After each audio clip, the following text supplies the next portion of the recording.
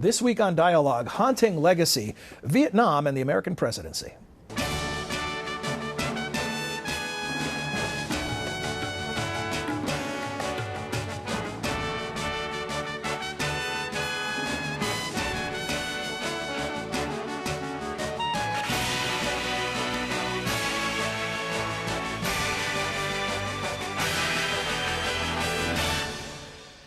Welcome to the Woodrow Wilson International Center for Scholars in Washington, D.C. I'm John Molesky. Each week, Dialogue explores the world of ideas and issues in international affairs, history, and culture. Now let's meet our guests. Marvin Kalb is the Edward R. Murrow Professor of Practice Emeritus at Harvard's Kennedy School of Government and founding director of the Shorenstein Center on the Press, Politics, and Public Policy. His award-winning journalism career included stints as a Moscow bureau chief and as host of Meet the Press. He currently hosts the Kalb Report from the National Press Club in collaboration with George Washington University.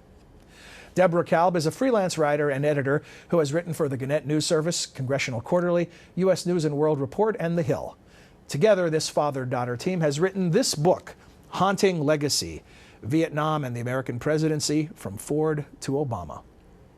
And here's the cover of the newly released book.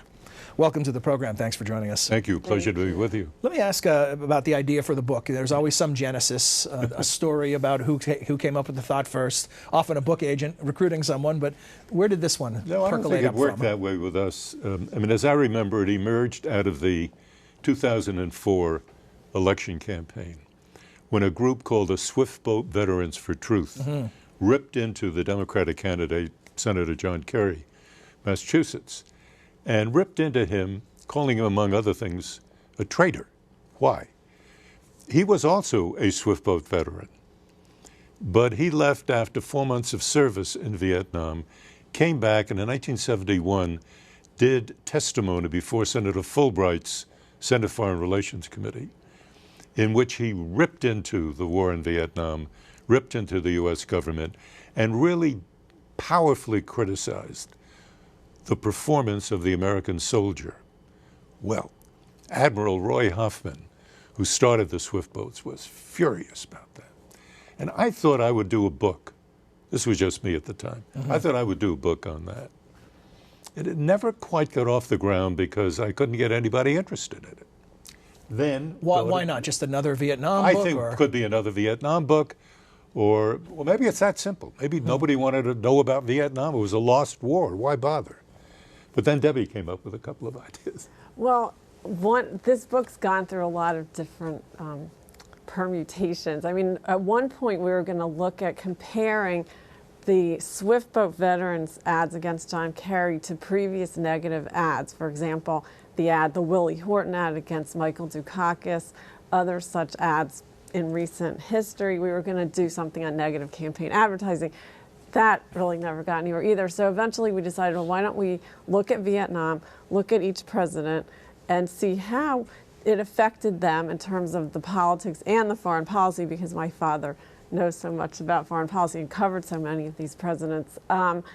He originally wanted to go all the way back to Truman, but eventually we... You talked some sense to him, right? We're going to stop, draw the line somewhere.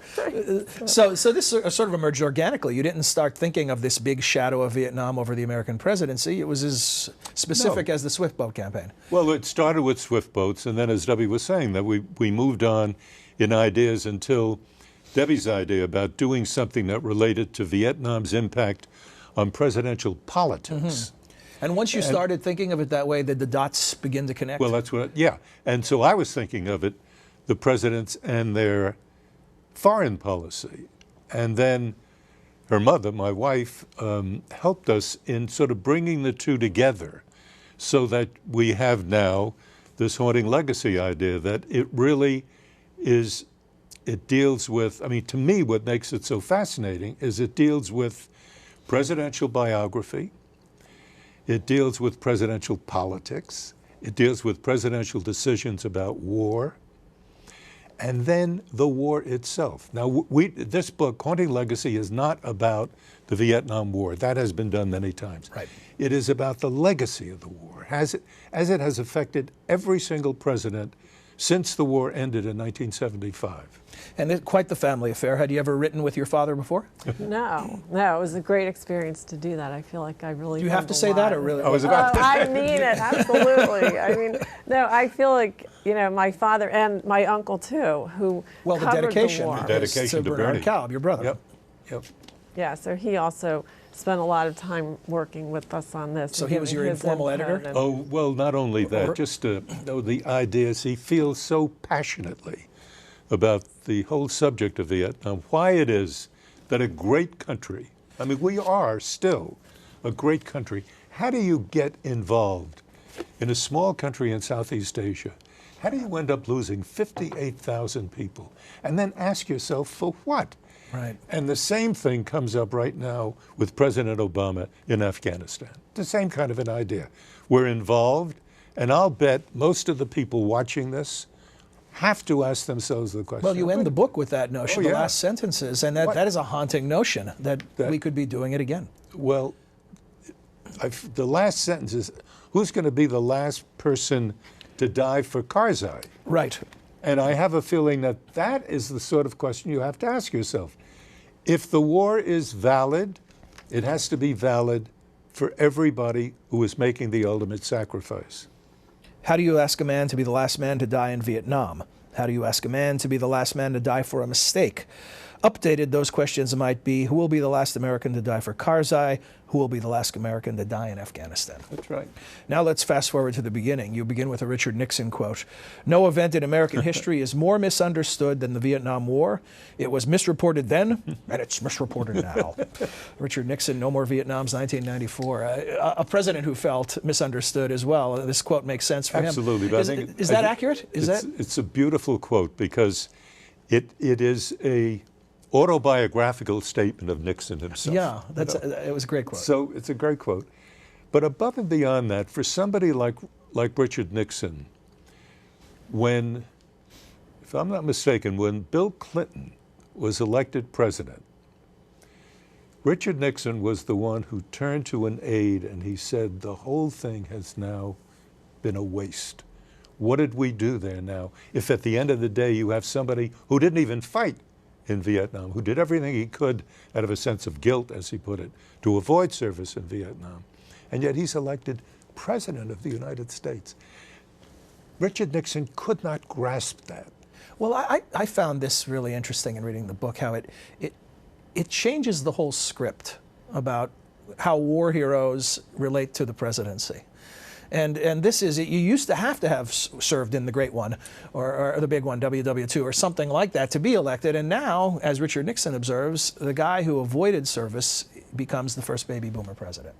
Yeah, no, it does sort of switch everything around because so many presidents after World War II did serve in that war. And then you get into the baby boom generation.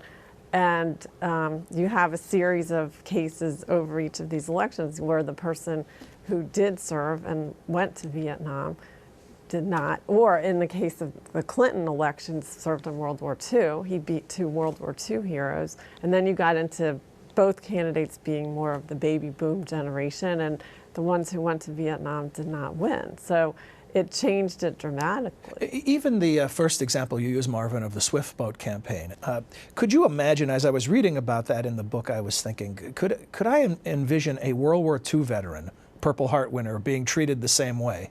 Is it something particular about the war that enabled that to happen, and not Absolutely. just anything about Senator Kerry's objections? Well, it was Kerry and what he said before the Foreign Relations Committee that really upset people like Admiral Hoffman deeply. But we have to remember that Vietnam was the only war in American history that we lost. And how recent a development is it that we say that with certainty, with no objection, with no debate? There was a while where we couldn't really process this notion we lost. We used to try to We couldn't process call it a draw or equivocate in some way. That's right. And even the veterans who came back from Vietnam were treated with total disrespect. A lot of them, anyway. Or they felt they were Too being many of treated. them, at least. Yeah, too many of them felt that. But I've been told by any number of friends who are Europeans, Asians, hey, we lose wars all the time.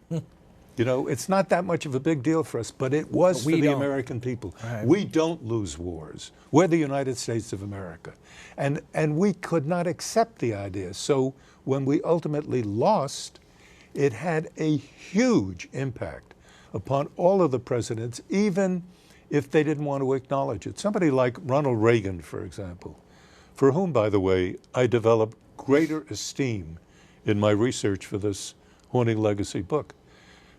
Ronald Reagan was not the kind of tin horn Hollywood movie star. He was that, but he was also a very serious man, and in his way, a very talented man. And what he said when 241 American Marines were murdered in Beirut in their beds, we knew exactly who did it, we knew where they were, and Ronald Reagan, as President of the United States, did nothing. And when he explained it, he said, the American people had been spooked, his word, by Vietnam. I don't want to put them through this again. So you have somebody like Reagan who had very good opportunity and reason. Only a president with his image of a strong man could get away with such a choice. Well, he got away with it, you know, and then there's somebody like George Bush I, who sent 500,000 soldiers to kick the Iraqis out of Kuwait, when 100,000 would have been fine. But there was at that time the Powell Doctrine. Mm-hmm. The Powell Doctrine emerged directly out of the Vietnam experience. What did it say? You want to go to war? You go to war to win. You have overwhelming force. You go in, you know what you're doing, you take care of the problem and get out. And the idea there was, let us not do what we did in Vietnam. And that is precisely the kind of problem and challenge that President Obama has right now. A mission without an ending. Well, mission drift, no yeah, limit. but that's the point. I mean, Obama would like very much to convey the impression that he has the clear exit strategy, which we did not have. He's having a hard time convincing people of that. Well, he is saying that, you know, we're going out, this is the timetable and all of that. So he's laying out an exit strategy. You may not like it, but that's his exit strategy. Why is it so important for him? Again, Vietnam echoing in his ears. Debbie, the point, one of the points that you make in the book is that we may have lost a battle, the Vietnam War, but we won the big one, the Cold War. And why don't we get any satisfaction out of that? Why does Vietnam still haunt us? Well, I think that Vietnam, it captured people's imagination. It tore the country apart.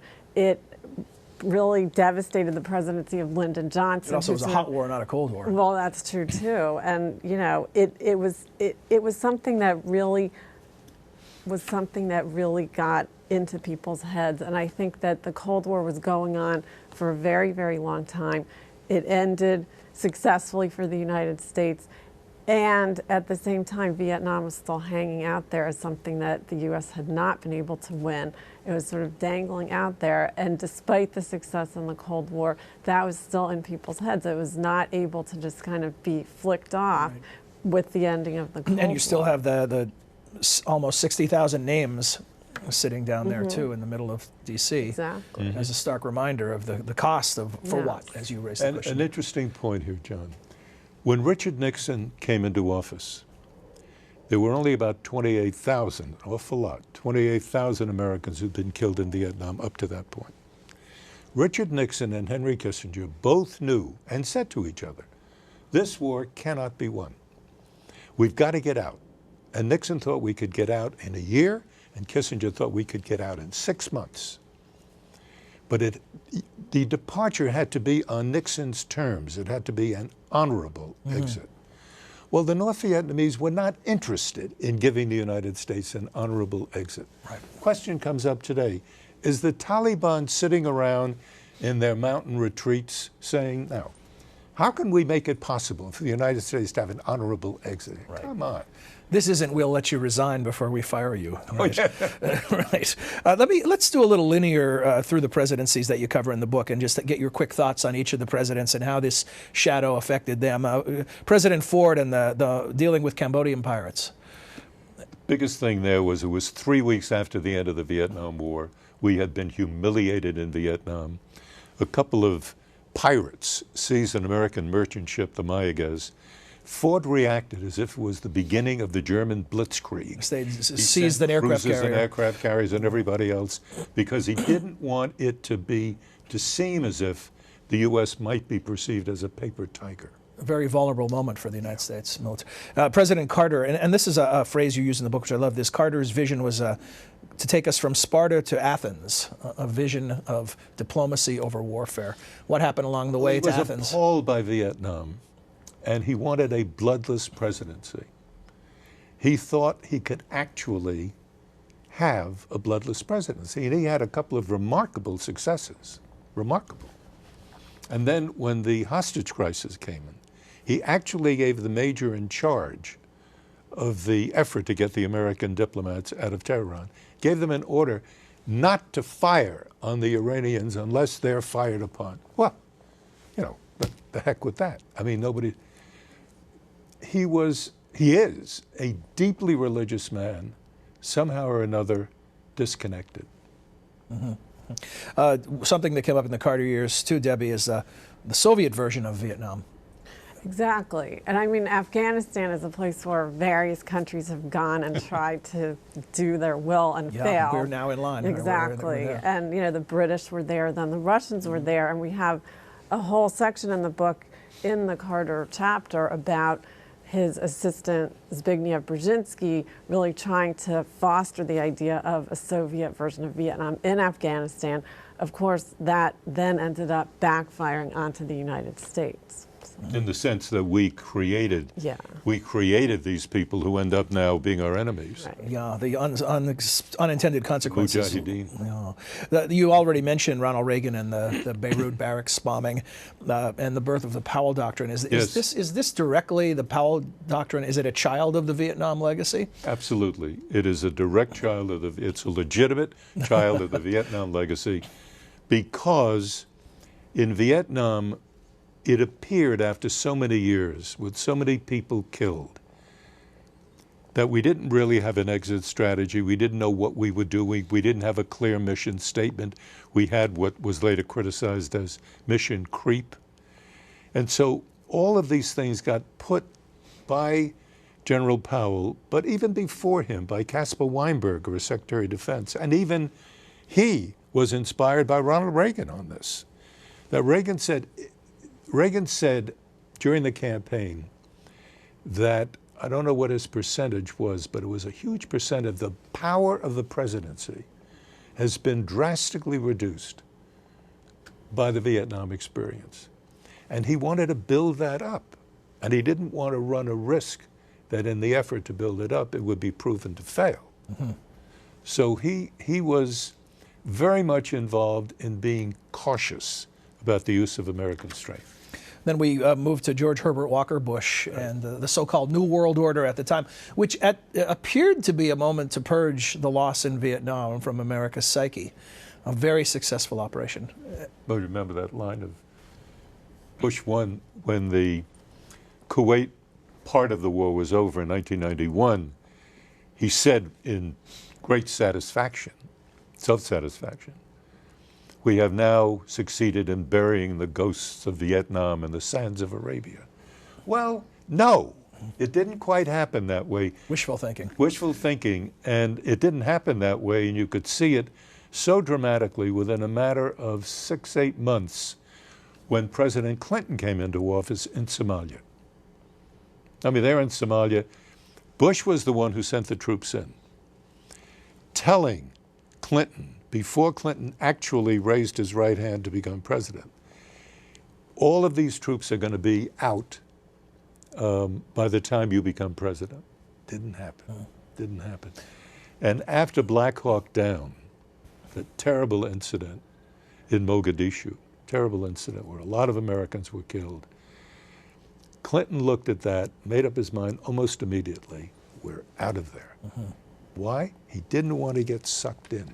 And that, again, was Vietnam. This President Clinton, generationally speaking, he had a particular burden as it related to Vietnam, the first of that generation, and one who did not serve. What were some things that you learned about him in the course of research? He spoke about his guilt about not having gone. And it's very interesting, especially when you work on a project with your father. You think very generationally, and I think that there are really 3 generations of presidents that we talk about in the book, and the first ones either served in World War II or just missed serving in World War II.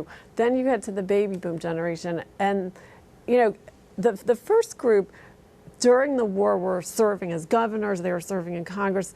Their relationship to the war was more distant. They were not the ones who were going in to think about, should I actually go to Vietnam and serve? It was their children perhaps who were thinking about that. Now you get to the baby boomers, and we really do spend quite a bit of time in each of those chapters talking about the decisions that each of these people made, with Bill Clinton not to go, and all the convoluted efforts that were involved in his not going. That really did have a big impact on him, and I think that when he made these decisions, he was thinking about that. And another point that came up about, say, Colin Powell, a number of aides also play a really important role in the book. It's about the presidents, but you have people like Powell, like Richard Holbrooke, who were deeply affected by Vietnam and who served various presidents and who kept coming up throughout our research as these key figures in all the deliberations about the use of American power. It's fascinating that these huge strategic geopolitical decisions are being made by human beings who have very personal ties to these things, and that can't be escaped. It's interesting, John. We went to interview Richard Holbrooke. You go into his office at the State Department. It was a small office, not very large at all, given his responsibility. All over the walls, little things around his desk, all were related to Vietnam. Everything around him was Vietnam. He very proudly would point to a photograph on the wall. He said, "Do you recognize that tall guy with the glasses in there walking with Maxwell Taylor?" I said, "Who is it? Doesn't look terribly good." I was kidding. Doesn't look terribly good, not very handsome. He said, "That was me." He was so proud of his association with Vietnam that had the defining professional. Defining moment is exactly the word I was searching for. It was a defining experience for him. Okay, now we move to George W. Bush, Bush 43. He becomes a war president, and in many ways, and some would say bravely, others would say misguidedly, ignores the shadow of Vietnam and enters into military conflicts that had those words quagmire and another Vietnam attached to them. And those words were used during the American experience in Iraq and at the beginning of the American experience in Afghanistan. And people were then thinking and writing about Vietnam very explicitly. George W. Bush said, in effect, Vietnam be damned. After 9/11, what Vice President Cheney told us was that 9/11 changed everything. From then on, what President Bush wanted to do more than anything else was to protect the American people from another possible terrorist attack. And if he had to do certain things that were not quite right, so be it. Because Cheney believed, and Bush did as well, that 9/11 profoundly altered the global landscape. And from then on, things were different. We're playing by a new set of rules. And yet, when the National Security Advisor, Stephen Hadley, was being offered the job, he said he would not take it. He went to see Bush. He said, "Mr. President, I'm not going to take this job unless I am assured in advance that we will not be involved in another Vietnam." And Bush said to him that it was on his mind too, "And I assure you," he told Hadley, "that will never happen." There's so much to talk about, but our time is running short, which I guess is a recommendation to buy the book yourself and read it.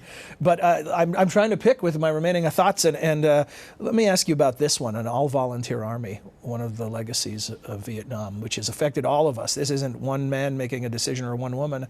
It changed the whole way that we organize our troops. Absolutely. And if there were still the draft, we would have had by now years of anti-war demonstrations on campuses all over the country, as we had during the Vietnam War. Because there is no draft, and because roughly 1% of the American people are defending 99% of the American people with a volunteer force, the 99% in effect are detached. That's a lot easier from the to responsibility go to war when it's not you. Absolutely. And right now, presidents have more leeway, they have more authority because they're dealing with a force that volunteered to fight. So you can't say I'm being mean to these kids. Right. They volunteered for this kind of thing. Right now, I would think that, you correct me if I'm wrong on this, right now I think that one of Obama's assets that he can use is that there is no draft, and he would make absolutely certain there will be no draft, because then he would be in really serious trouble. We're very tight on time. I want to give each of you about 30 seconds to answer the big question. One of those phrases in American culture, the lessons of Vietnam. So what's the lessons of Vietnam you take away from the experience of writing this book? For me, the lesson of Vietnam is do not get involved in what you don't understand. And we were hugely ignorant about what was going on in Vietnam, and I suspect we remain ignorant about what's going on in Afghanistan. Debbie? And just to add to that, the importance of exit strategies. The importance of you can't get in unless you know how you're going to get out? Yeah. Is there an end in sight of this shadow cast by the Vietnam legacy? I don't think so, John. I think that it's going to be there for a long time. Maybe we'll call it different things, but the lessons of that war are part now of the structure of decision-making in Washington. For a younger person, we talked about the generational difference. Right. Did you find yourself relating to this history any differently than your dad? I'm sure I did. I mean, I think that I was a child when the war was going on. I remember it, but I reacted in a different way. And I think I'm more the generation of President Obama, who was sort of the third generation of presidents we talk about, who also experienced it as a child, did not want to be reliving the 60s during his campaign. He did not want to be of that generation, to relive that generation's angst. And so he's really tried to move away from it, but yet it's still there for him too. For all of us, I suppose. Marvin, Debbie, thank you for joining us. This is the book, Haunting Legacy, and these are the authors, Marvin Kalb and his daughter, Debbie Kalb. Thanks for joining us. Thank you, John. Thank you. We'll return next week with another edition of Dialogue. Until then, for all of us at the Wilson Center, I'm John Molesky. Thanks for joining us. We'd like to hear from you. Please send your questions or comments to dialogue@wilsoncenter.org. You can also follow us on Facebook. Search Dialogue Radio and Television. Our host Twitter feed is twitter.com/John Milewski. Dialogue is a co-production of the Woodrow Wilson International Center for Scholars and MHZ Networks. Dialogue is available via broadcast, cable, satellite, and telco on MHZ Worldview throughout the United States. To see how to watch where you live, visit www.mhznetworks.org.